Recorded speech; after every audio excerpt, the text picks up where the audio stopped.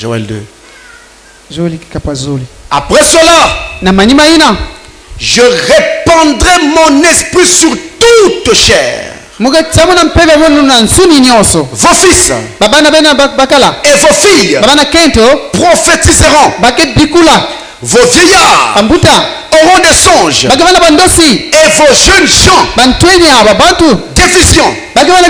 Même sur les serviteurs et sur les servantes. Dans ces jours-là, je répandrai mon esprit. Je répandrai mon esprit.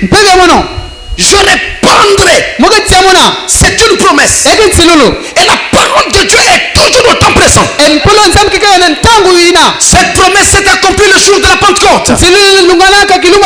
Sur les apôtres rassemblés dans la chambre haute. Mais cette promesse court encore jusqu'au temps de la fin. De génération en génération, la promesse demeure. Je répandrai mon esprit sur toute chair. Et Dieu dit toute chair. Entendez par là toute chair humaine. Entendez encore par là qu'aucun homme n'est exclu. Peu importe sa nationalité, sa race, son ethnie, ça n'a rien à voir avec Dieu. Dieu est le Dieu de tous les humains sur la terre. Dieu ne vous regarde pas parce que vous êtes noir. Dieu ne vous rejette pas parce que vous êtes blanc.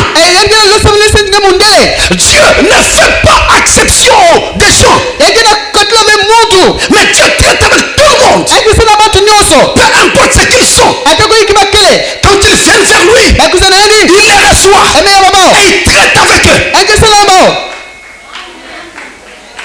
La nationalité est annulée.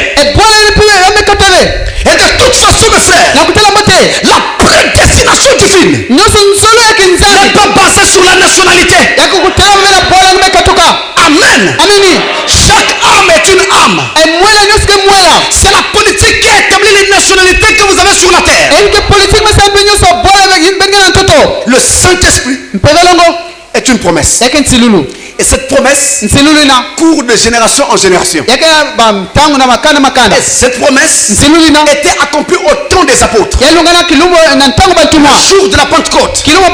Mais cette promesse continue encore à être accomplie. Et cette promesse va encore s'accomplir dans Pointe-Noire maintenant. Est-ce que vous la croyez? Regardez. Dans le livre des Actes des Apôtres, Actes des Apôtres chapitre 1, versets 6 à 7.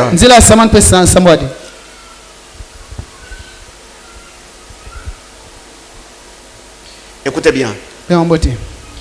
Alors les apôtres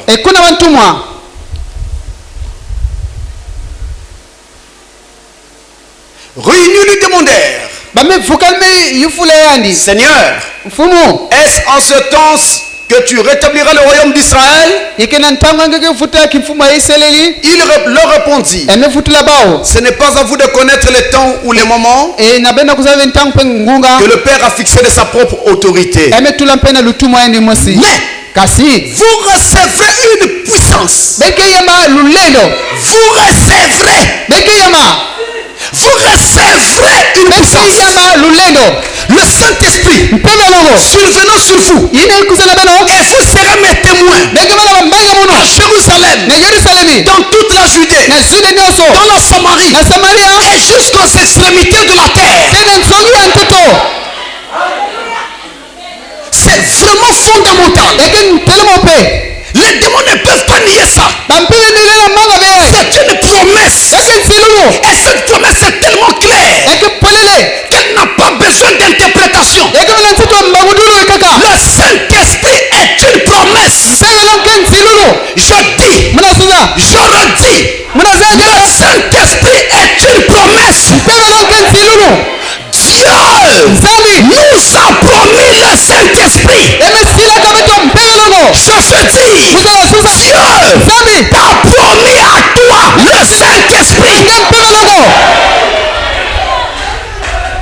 je vous pose une question. Est-ce que Dieu peut promettre une chose, ensuite ne plus l'accomplir?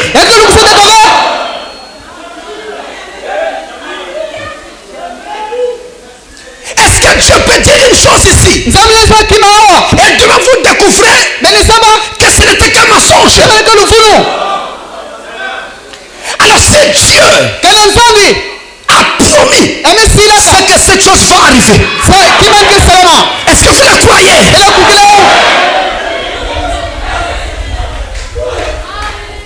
Là où je suis là, il n'y a même pas un doute, ou même l'ombre d'un doute. Je sais que la chose va se faire. La chose est déjà en train de se faire. La chose est en cours en ce moment.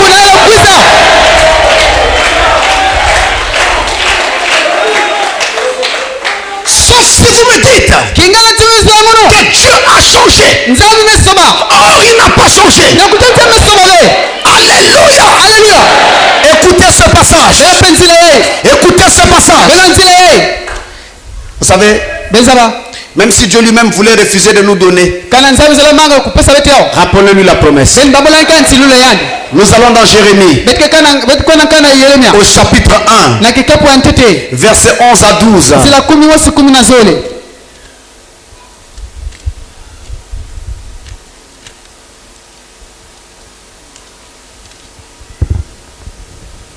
Écoutez très bien. Jérémie chapitre 1. Il est dit, la parole de l'Éternel me fut adressée en ces mots. Que veux-tu, Jérémie?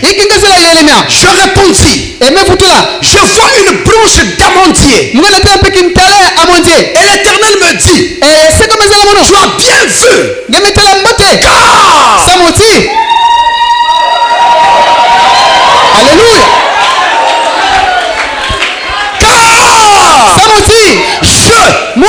Pronom personnel. Moi-même. Pas un ange, moi-même. Je veille sur ma parole pour l'exécuter. Amen. En d'autres termes, tout ce qu'il a dit, il le fait. Et il le fera encore. Le Saint-Esprit vous a été promis. Et qui a fait la promesse? Un homme peut te promettre une chose. Demain les conditions changent. Et il n'arrive plus à accomplir ce qu'il t'avait promis.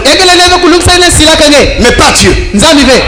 Il connaît la fin dès le commencement. Et quand au commencement il promet, c'est parce qu'il connaissait la finalité. Et la chose va arriver. Et je voudrais que chacun soit sûr. Comme celui qui a promis est fidèle.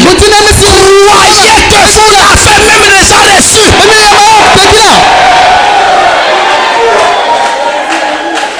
Est-ce qu'il y a une âme assez brave pour dire amen à cela?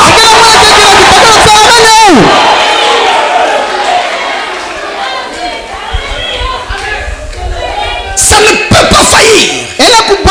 Et je vous donne une information. Nous sommes en train d'enseigner sur le baptême du Saint-Esprit. Nous prierons pour le baptême du Saint-Esprit à la fin. Mais croyez-moi, pendant ces réunions, vous verrez des gens baptisés du Saint-Esprit avant la nuit de prière.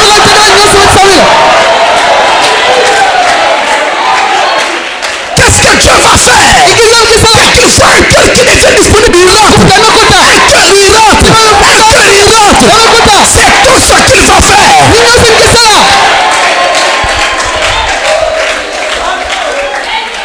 Ça me fait aujourd'hui 20 ans de ministère. J'ai fait ça un peu partout où j'ai été.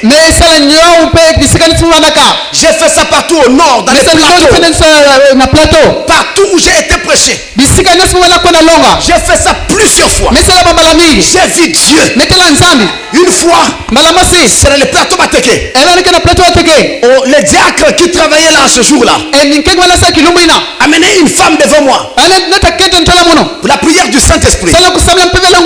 Une maman. Et maman. Quand il arrive là, il était vers le poteau là. Le diacre la tenait. Elle est rentrée en transe. Maintenant, quand on veut l'approcher vers moi, elle refusait. On a tiré.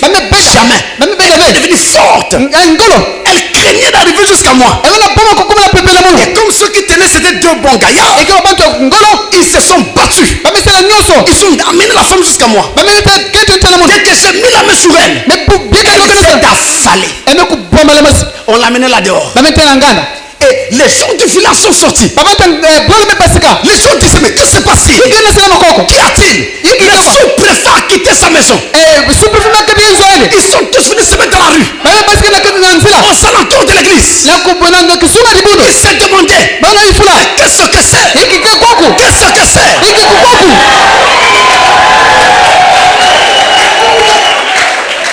Je vous apprends que quand la manne tombait en Israël, sur le chemin du désert, Dieu leur demandait de prendre une portion de la manne, une quantité, de mettre dans le lieu très saint, pour que les générations futures sachent ce que la manne représentait. Cette manne de la présence de la gloire de la Shekinah, elle ne pourrissait pas. Mais pourquoi l'a-t-on appelée manne? Ça, c'était le pain du ciel. Mais pourquoi on l'a appelé manne? C'est que le jour où ça tombait, les Hébreux ne sachant pas ce que c'est, alors disaient en hébreu, en d'autres termes, qu'est-ce que c'est? Et c'est ça qui a donné le nom manne.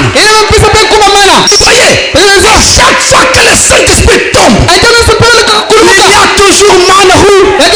Les gens se rassemblent partout. Les gens se mettent partout autour de l'église. Ils se demandent, mais qu'est-ce qui se passe là-bas? Qu'est-ce qu'il y a? Il y a quoi? Qu'est-ce qu'il y a? Allez leur dire que c'est Jésus qui était mort et ressuscité dans l'église.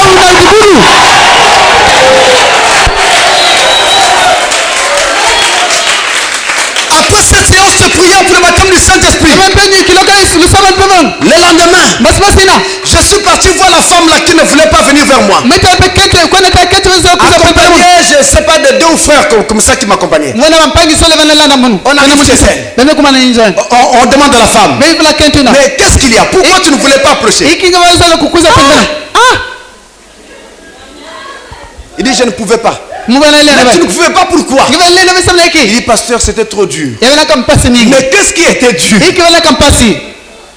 Il dit, c'est que quand on a commencé à m'amener vers toi, en me rapprochant de toi, j'étais surpris, j'ai vu deux anges. L'un à ta droite, l'autre à ta gauche. Ils étaient tellement éclatants. Et la puissance qu'ils dégageaient, je ne peux pas me supporter.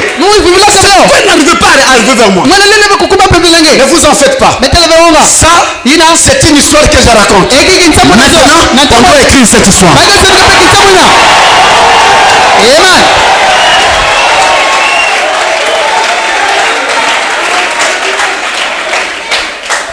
Le Saint-Esprit est une promesse. On a demandé à Frère Branham. Frère Branham, que peut faire un prédicateur ou n'importe qui veut conduire quelqu'un au baptême du Saint-Esprit? Il doit faire quoi? Je prends sa question. Nous lisons la réponse de la question avec vous. Dans la prédication question-réponse du 12 janvier. Question-réponse du 12 janvier 61. C'est la question numéro 129. Paragraphe 469 jusqu'à 472, je crois. Il dit ceci. Écoutez bien. On lui pose la question. Nous lisons la question. En tout et pour tout, que peut faire en tout et pour tout, que peut faire une personne tel qu'un prédicateur indépendant pour s'occuper de quelqu'un qui cherche le Saint-Esprit tout en restant scripturaire? Amen. Amen. Question simple et directe. Réponse Réponse simple et directe. Écoutez. Très bien. La meilleure chose à faire, c'est simplement de continuer à lui citer la parole. La parole a la lumière. Dites simplement, frère, Jésus l'a promis. Rappelez-vous, c'est sa promesse. Vous suivez ça? C'est ça les 7 tonnerres qu'on cherche. Les tonnerres ont fait entendre une voix. 7 tonnerres n'est pas un slogan. Mais dans les tonnerres, il y avait une voix. Et c'est cette voix qui constitue le message qu'on donne à l'épouse. Si vous n'entendez pas cette voix, vous n'irez nulle part. Écoutez bien. Il continue. Ne le secouez pas. Tu vois que c'est moi le Saint-Esprit. Ne le bousculez pas. Ou ne le remuez pas. Quelque chose de ce genre. N'essayez pas d'entraîner. Non, n'essayez pas de le lui donner. Car vous n'y arriverez pas. Voyez. C'est Dieu qui le lui donnera. Continuez simplement à citer les promesses. Voyez, restez là, citant la promesse. Dieu du ciel, je prie pour mon frère. Ta promesse dit que tu lui donneras le Saint-Esprit. Vous comprenez cela? Écoutez bien.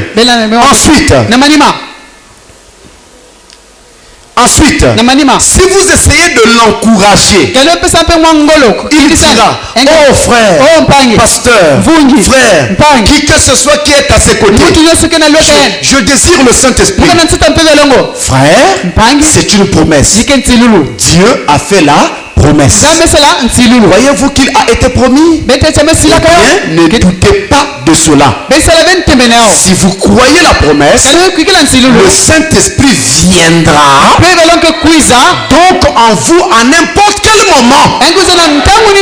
Attendez-le. Abandonnez-lui tout ce que vous avez. Et dites, Seigneur, je me tiens sur ta promesse. Donc, quand vous viendrez ici, personne ne viendra sur la base de ses œuvres. Oh Père, tu sais que je suis juste. Je n'ai jamais commis de faute. Il ne viendra pas. Parce que si on commence à examiner chaque vie par rapport à ses mérites, personne ici ne sera juste. Personne. Parce que même en pensée, nous faillissons. Nous devons compter sur le sang de Jésus-Christ et sur la promesse qu'il a faite dans la Bible. Seigneur, pardonne-moi mes péchés. Je les confesse. Je les place sous le sang. Maintenant je viens. Comptons sur ta promesse. Donne-moi le Saint-Esprit. Et il vous donnera le Saint-Esprit. Je me tiens ici en tant que représentant du message du temps de la fin. Représentant légal du message du temps de la fin. Et je vous dis que si vous le croyez comme je vous le montre, vous allez le recevoir. Pas seulement le jour où nous allons prier, même maintenant pendant que nous parlons.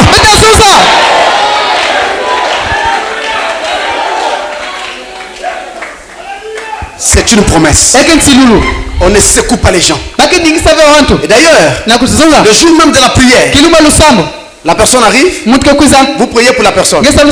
Vous ne poussez pas la personne. Non. Ça c'est le banditisme. C'est passible de prison. On met seulement la main. Père, tu avais fait la promesse. Donne-lui le Saint-Esprit. Au nom de Jésus. Amen. Vous enlevez. Vous voyez les résultats. Alléluia. On va bientôt arriver. Les jours vont aller vite.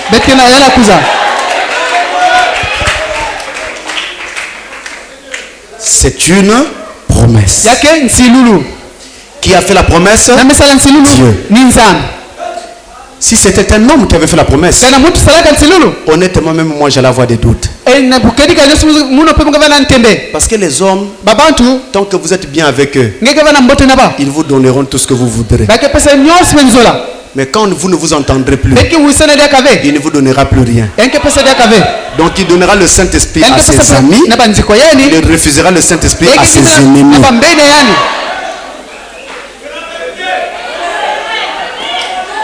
Là, nous n'avons pas affaire à l'homme. Nous avons affaire à Dieu, qui regarde chacun sous l'angle de la grâce. Il donnera le Saint-Esprit à quiconque le veut. Écoutez bien. Dans le livre de Luc, nous avons un passage très important ici. Un passage très important. Luc au chapitre 11, du verset 5 au verset 13.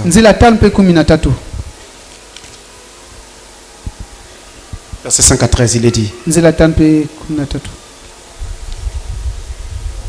Il leur dit encore, si l'un de vous a un ami et qu'il aille le trouver au milieu de la nuit pour lui dire, ami, prête-moi 3 pains, car un de mes amis est arrivé de voyage chez moi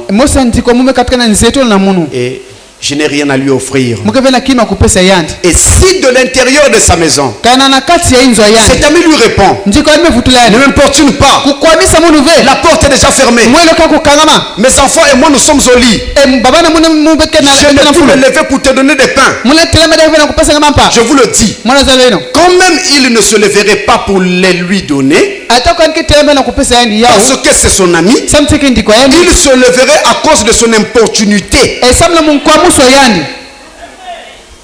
et lui donnerait tout ce dont il a besoin. Et moi, je vous dis, c'est Jésus qui parle. Et moi, je vous dis, demandez et l'on vous donnera. Cherchez et vous trouverez. Frappez et l'on vous ouvrira. Car quiconque demande reçoit. Celui qui cherche trouve. Et l'on ouvre à celui qui frappe. Vous dites amen à cela? Écoutez l'autre partie. Écoutez l'autre partie. Quel est parmi vous le père qui donnera une pierre à son fils s'il lui demande du pain, ou s'il demande un poisson, lui donnera-t-il un serpent au lieu d'un poisson, ou s'il demande un œuf, lui donnera-t-il un scorpion? Si donc, méchant comme vous l'êtes, vous savez donner de bonnes choses à vos enfants, à combien plus forte raison, à combien plus forte raison, à combien plus forte raison, le Père Céleste donnera-t-il le Saint-Esprit à ceux qui le lui demandent? Amen. L'exemple lui-même, cet exemple signifie que tout fils de Dieu et toute fille de Dieu qui viendra chercher le Saint-Esprit dans la ligne de prière, quittera la ligne avec le Saint-Esprit. Je ne peux pas le lui refuser. S'il y a quelque chose qui ne va pas dans ta vie, ce que Dieu fera, il vient, il est suspendu au-dessus de toi, il attend que tu mettes cette chose en ordre, et il entre sur la base de cette promesse, mais il ne peut pas te le refuser. Il ne peut pas. Il est mort à la croix pour ça. Et en mourant, juste avant de mourir, Jésus dit, quand j'aurai été élevé de la terre, j'attirerai tous les hommes à moi. Il a été élevé à la croix. Ensuite, il a été élevé au ciel. Maintenant,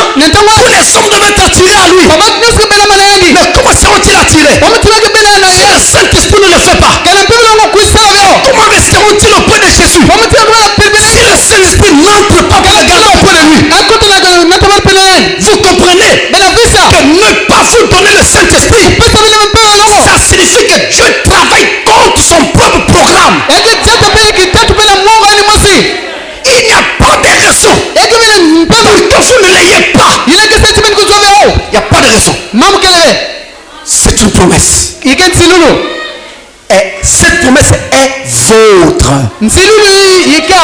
Elle vous appartient. On a tellement mystifié le Saint-Esprit que les enfants de Dieu ont fini par croire que c'était difficile. Écoutez-moi très bien. De toutes les grâces de Dieu, la grâce la plus facile à recevoir, c'est le baptême du Saint-Esprit. Amen. C'est plus facile de recevoir l'exaucement d'une prière pour le baptême du Saint-Esprit que de recevoir l'exaucement pour avoir un morceau de pain. Quand tu auras mangé ton morceau de pain, les jours suivants tu auras encore faim. Les années qui suivront tu mourras. Vous comprenez? Mais avec le Saint-Esprit, tu n'auras plus jamais soif. Amen. Que celui qui a soif vienne au son de la vie. Je lui donnerai de cette eau et il n'aura plus jamais soif. Et non seulement ça, il passe de la mort à la vie. Il n'y a pas de mort spirituelle pour cette personne. Même l'enfer ne peut plus te recevoir. Si on te prend, on te jette l'enfer. L'enfer te prendra et te ravera. L'enfer dira repars. Tu n'as plus de place ici. Tu es quelqu'un qui appartient au Tout-Puissant. Alléluia. Gloire à Dieu. Je sens que la pression monte. Je sens la pression monter. Même maintenant, vous pouvez déjà le recevoir. Je sens la pression monter, mes frères. Je le sens dans mon cœur. Je le sens maintenant dans mes frères. Alléluia.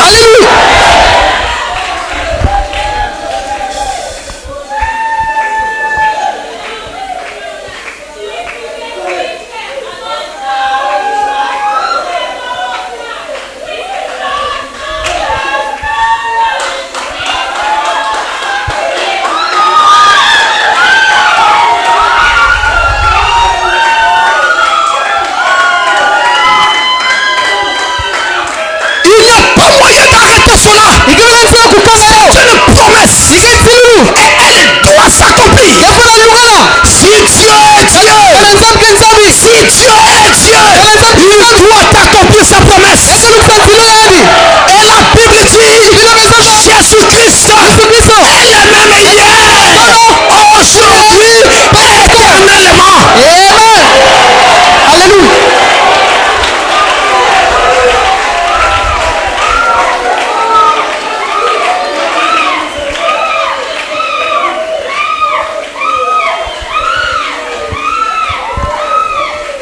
Au fur et à mesure, vous l'amenez seulement là-bas. C'est la maternité, ça commence.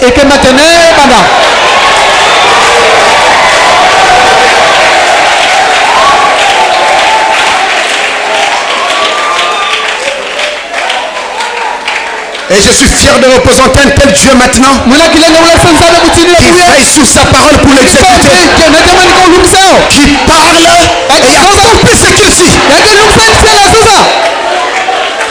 Je voudrais donc dire encore que personne ne sortira sans le Saint-Esprit. Est-ce que quelqu'un dit Amen?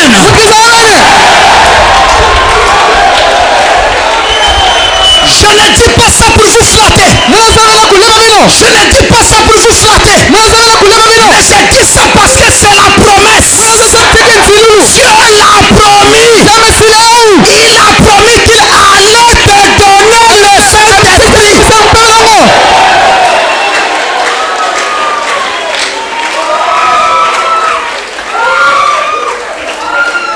C'est une promesse, mes frères et mes soeurs. Alléluia. Dès que le cœur se dispose, il rentre. Dès que le cœur se dispose, il rentre. Et il va faire comme cela tout au long de l'enseignement.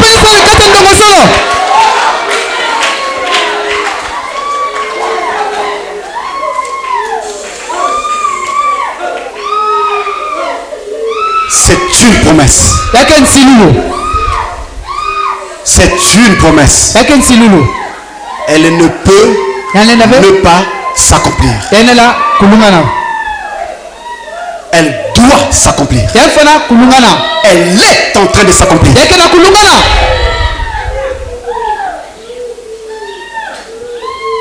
Alors croyez-moi. Parce que quand vous sortirez d'ici, le diable va venir. Toi, tu dis que tu vas voir le Saint-Esprit. Mais tu avais volé, non? Toi, tu dis que tu auras le Saint-Esprit. Mais tu as fait combien d'adultère? Toi, tu dis que tu auras le Saint-Esprit. Mais quelle chose? Toi, dites à cette personne, dites au diable, c'est vrai que j'avais fait ces choses, mais je les ai placées sous le sang de Jésus-Christ. J'ai demandé pardon. J'ai placé cette chose sous le sang. Alors Satan, tu condamneras les élus de Dieu.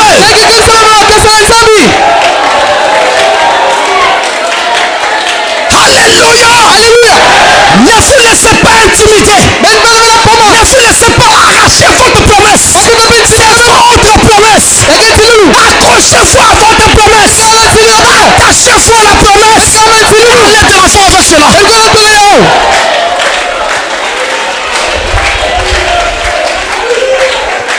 C'est une promesse, mon frère. Alléluia. Amen. C'est une promesse. Votre promesse. Dieu vous l'a adressée. Elle est pour vous. Elle est pour toi. Toi. Pas toute l'assemblée. Toi. Chacun individuellement.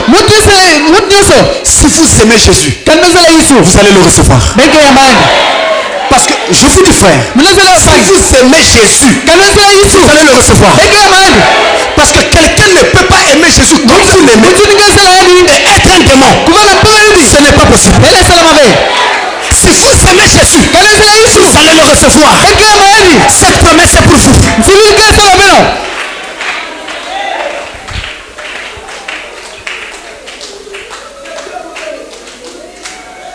C'était notre première leçon. Prenons la deuxième. Qu'est-ce que le Saint-Esprit? C'est la deuxième condition que nous avons citée.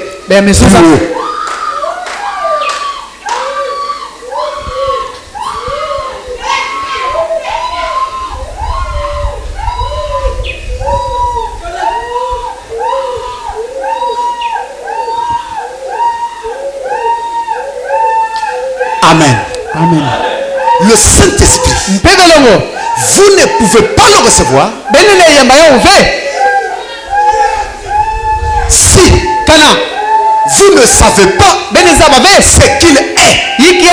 Même si vous savez que c'est une promesse et que ça vous a été promis, il faut aussi le connaître et savoir ce qu'il est. Et sur cette question, je vais vous lire point par point. J'ai rassemblé pour vous au moins 10 points pour vous amener à comprendre ce qu'est le Saint-Esprit. Bien sûr, on peut aller au-delà de ces points-là, mais ça ne sert à rien de trop vous charger. Je vous prends l'essentiel, de sorte que ce que je n'aurais pas dit, même si vous le découvrez après demain, vous allez voir que vous pouvez placer ça dans l'un de ces 10 points-là. Vous me comprenez? Donc pour définir, présenter la personne du Saint-Esprit, nous allons le faire en 10 points. Premier point, le Saint-Esprit est un être. C'est un être. Le Saint-Esprit est une personne. Le Saint-Esprit n'est pas une idée. Le Saint-Esprit n'est pas un vent. Le Saint-Esprit est un être. Tout comme toi tu es un être. Toi tu es une personne. Le Saint-Esprit aussi est une personne. Un être. Tout comme toi tu as une forme. Le Saint-Esprit aussi a une forme. C'est un être. En d'autres termes, terme, c'est la personne de Dieu lui-même sous une forme spirituelle. Dieu sous la forme spirituelle, habitant dans l'homme. Voilà le Saint-Esprit. C'est un être, mes frères.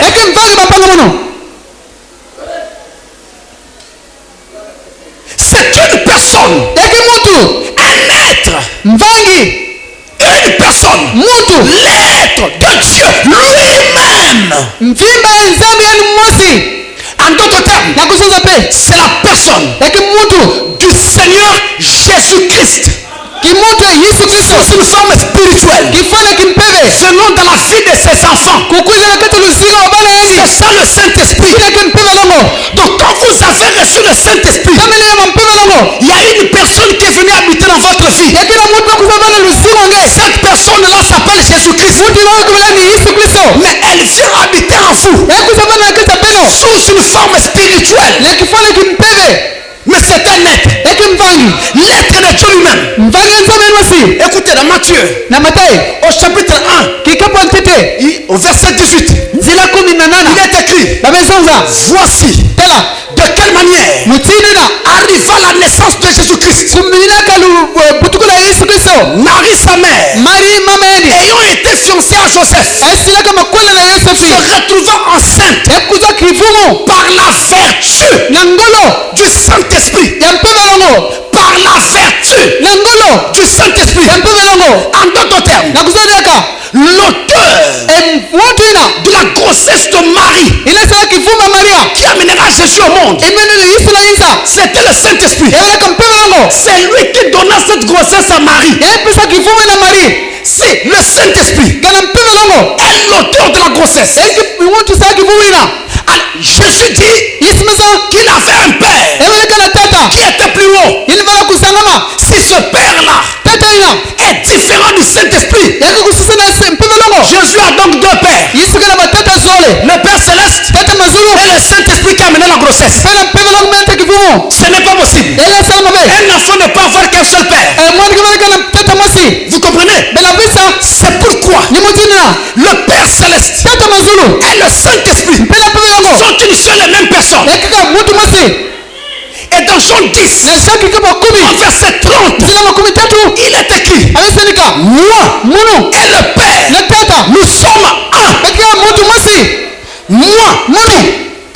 Moi le Fils et le Père, nous sommes un. Selon ce dernier passage, le Père et le Fils sont une seule et même personne. Mais dans le précédent passage, nous avons dit que le Père et le Saint-Esprit sont une seule et même personne. Dans le dernier passage, le Père et le Fils sont une seule personne. Alors par transitivité, nous pouvons dire que le Père, le Fils et le Saint-Esprit, ces trois-là ne sont qu'une seule personne. Celui que vous appelez Dieu, c'est le même que vous appelez le Fils. C'est le même que vous appelez le Saint-Esprit. Dans chacun de ces titres, il est dans une fonction. Il joue un rôle. Quand il fait en tant que Père, on l'appelle Jéhovah. Il est la colonne de feu qui marchait au-dessus des tentes d'Israël. Quand il vient sous le nom de Fils, on l'appelle Emmanuel. Jésus de Nazareth. Dieu avec nous. Venu sur la terre pour venir devenir péché pour l'humanité, pour devenir expiation pour les péchés de l'humanité. Et quand on appelle Saint-Esprit, c'est toujours Dieu, le même Dieu. Mais cette fois-ci, venant sous une forme spirituelle pour habiter dans l'être humain qu'il a sauvé. Voilà pourquoi le Saint-Esprit, c'est le Dieu créateur de tout l'univers, habitant dans un mortel. C'est un paradoxe. C'est l'un des plus grands paradoxes qui soit. toi?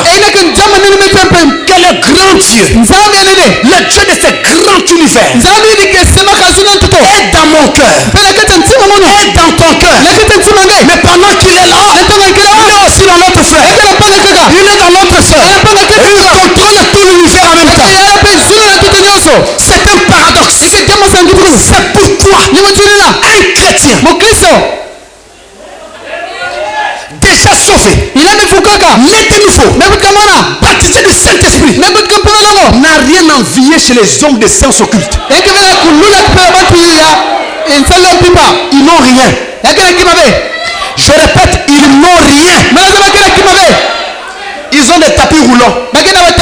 Ils ont des bagues magiques. Ils ont des formules magiques. Toi, tu n'as pas de bagues magiques. Tu n'as pas de tapis roulants. Tu n'as pas de formules magiques.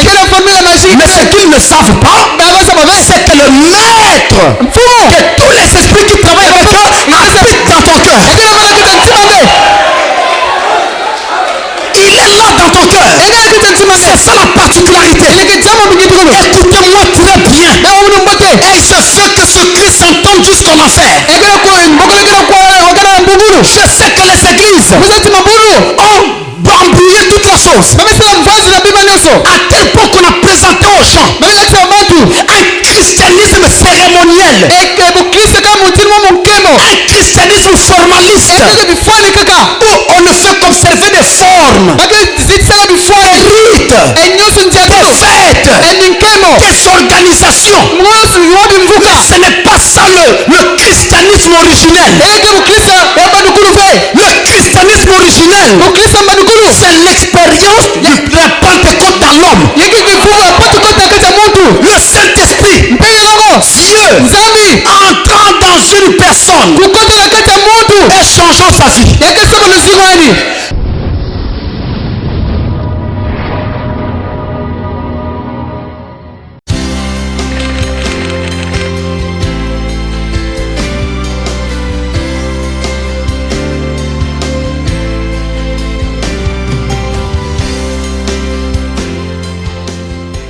Personne ne sortira sans le Saint-Esprit.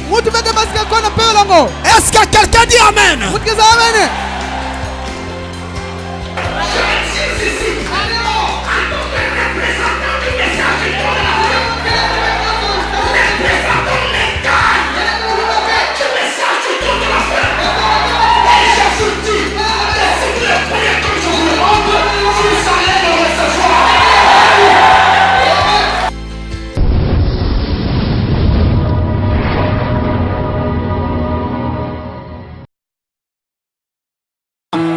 Même si vous n'êtes pas tombé, même si vous n'avez pas roulé par terre, mais vous avez senti quelque chose dans votre cœur.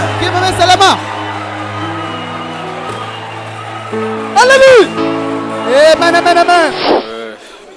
Je pense que j'ai vécu une expérience que je n'ai jamais vécue de ma vie. Vraiment, on a entendu parler de Dieu, d'un Dieu qui opérait par le passé. On nous a beaucoup parlé de l'histoire de Dieu. Mais aujourd'hui, ce que j'ai vu, je crois que Dieu est sorti de l'histoire. Au nom de Jésus-Christ, la parole, soyez baptisés du Saint-Esprit.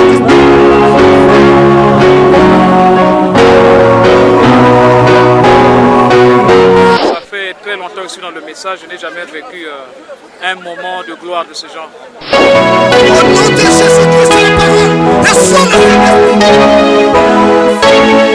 Sois baptisé du Saint-Esprit.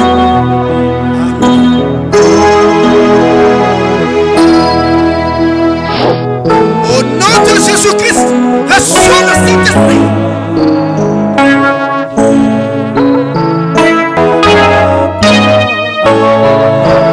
Bien-aimé Père Céleste, tu avais fait la promesse et tu ne mens pas. Oh, merci. Merci d'être dans l'esprit des enfants. Au nom de Jésus-Christ. Merci, Saint-Esprit de Dieu.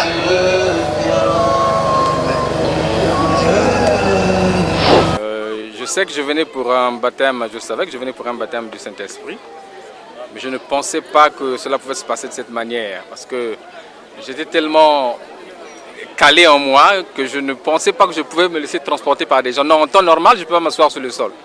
Hein, j'ai été saisi par une puissance que je n'ai pas compris.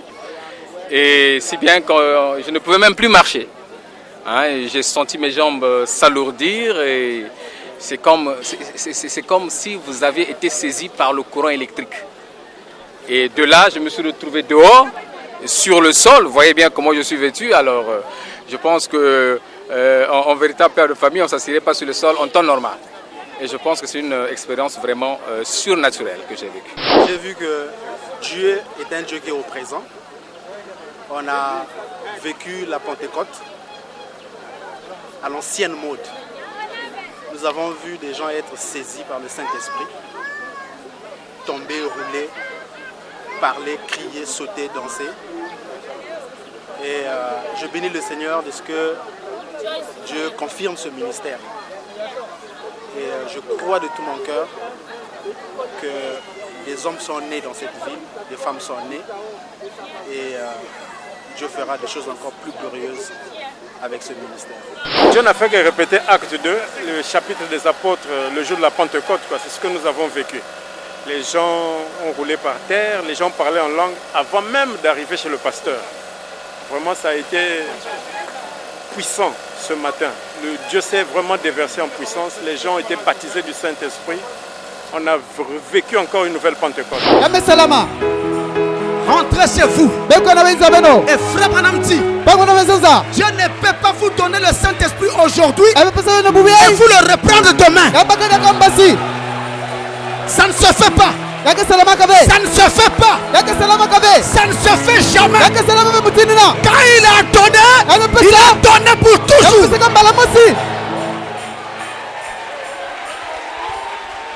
Tout ce que vous avez à faire, tout ce que vous avez à faire, c'est d'aller de perfection en perfection, de perfection en perfection, de remplissage en remplissage. Alléluia. Alléluia. Oui. Notre Dieu est vivant. Notre Dieu vit. Vraiment merveilleux. Durant toute cette semaine, j'ai vécu des prodiges et des miracles. J'ai vu, en tout cas, j'ai vu la main de Dieu dans ma vie. Donc, je le bénis et tout le jour de ma vie, je le glorifierai. Oh, gloire à Dieu.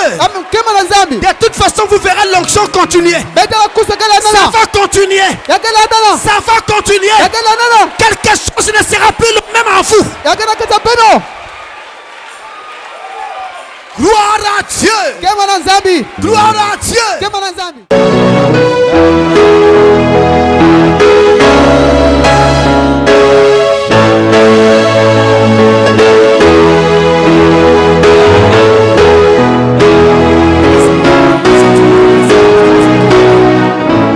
Seigneur, comme promis, accorde ta promesse